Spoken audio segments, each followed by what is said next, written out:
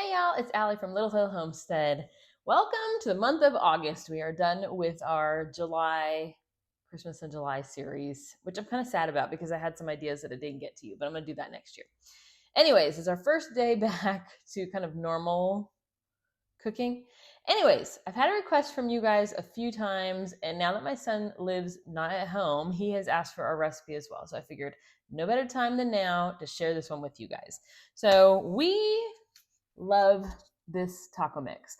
I can't find it in the state that we live in. Anytime we go to California, I bulk buy it and bring it back home. But we figured out how to make our own. So today I'm going to show you guys how to make your own taco mix.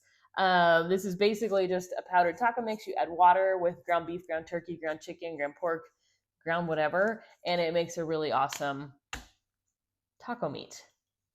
So my husband and I were raised very differently. I was raised that you just put chili powder on it. That's it.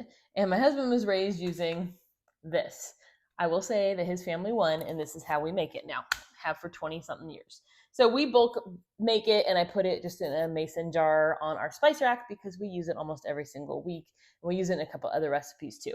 Today I'm going to show you how to make a single batch, but if you guys want to make a bulk batch, I'm going to put the ingredients for both the single batch and bulk below. So I just have a bowl and an array of spices, as you can see. So the first thing that you're going to need, this is the single batch, remember, is flour. This kind of helps thicken it on the meat just a little bit. What we did is kind of looked at what was in the taco pack that we originally liked to kind of base the recipe off of that. If you look at that, it doesn't say flour. It basically calls it, how does it word it? I can't see. Wheat flour, blah, blah, blah, blah. It words it as flour, sort of. But so we're going to add a tablespoon of flour. That's going to help thicken it and get it to stick to the meat. The next thing we need, chili powder. For a single batch, it's 1 teaspoon. Chili powder is, near and dear to my heart because that's how I was raised, but that doesn't mean it's right. The third thing you need is a teaspoon of paprika. If you guys have made any of the taco packs, they've got like a beautiful red color to them, and it comes from your paprikas. Next thing you need is salt. You can use regular table salt. I just happen to have Himalayan, so I'm going with that. You need 1 teaspoon of salt. If you guys want a lower sodium version, that's what we kind of typically do, you can use a half teaspoon and it still tastes great.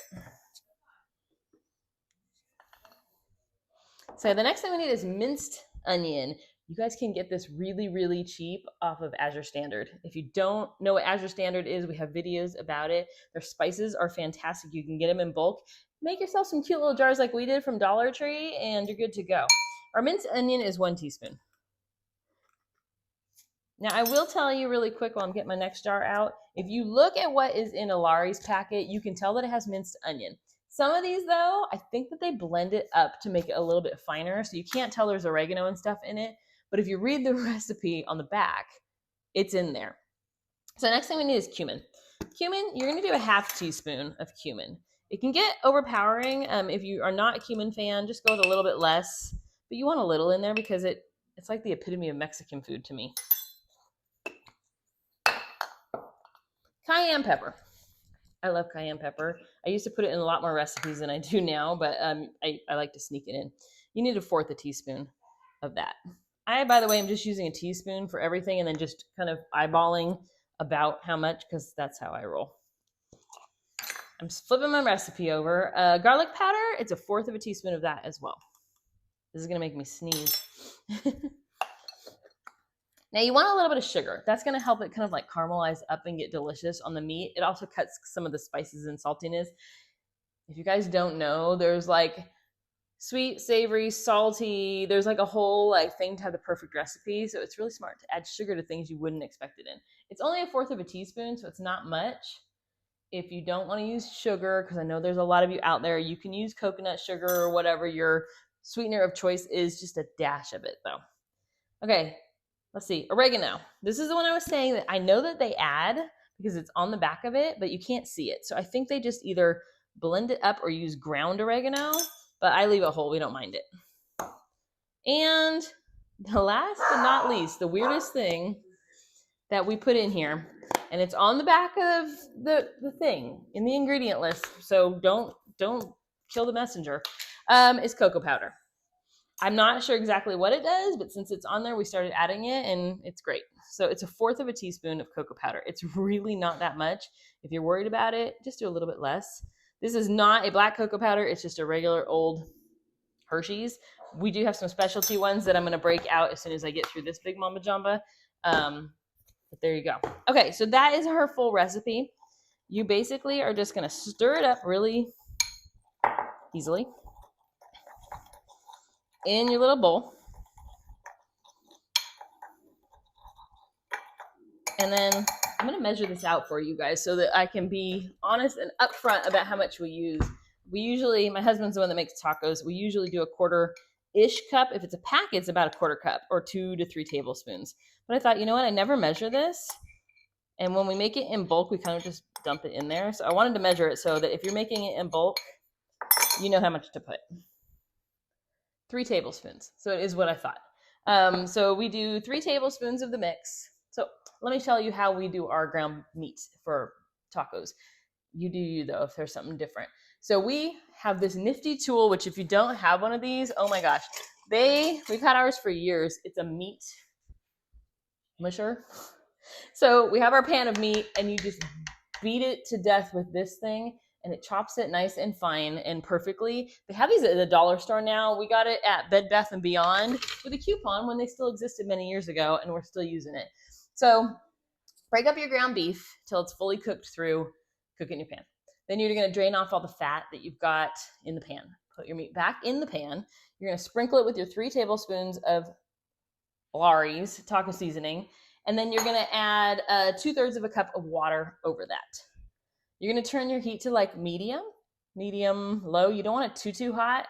And it'll just keep boiling, bubbling away. And it will make like this beautiful glazed taco seasoning over your meat.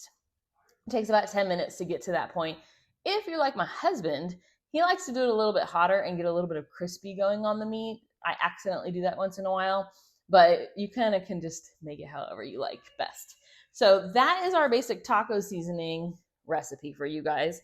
Let me show you up close. You can't tell. See, there's like little bits of onion similar to the packet.